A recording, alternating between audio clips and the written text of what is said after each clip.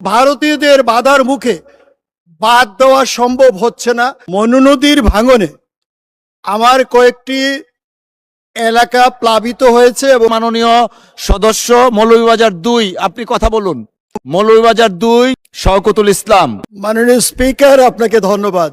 গতকালকে চেষ্টা করতেছি গতকাল থেকে একটা মানবিক মানবিক বিষয় এই সংসদে উত্থাপন করার জন্য।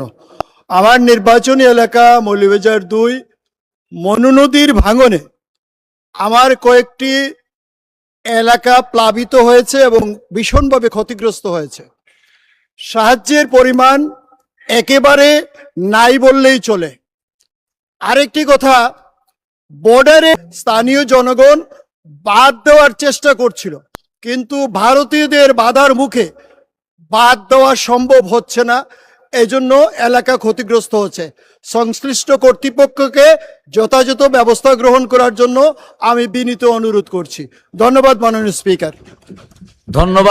ধন্যবাদ মাননীয় সদস্য। আমার মনে হয় ত্রাণ পুনর্বাসন মন্ত্রী এখানে নেই, বাট স্বরাষ্ট্রমন্ত্রী আছেন। দুইটা ইস্যু তো, আশা করছি ওনারা নোট নিয়েছেন।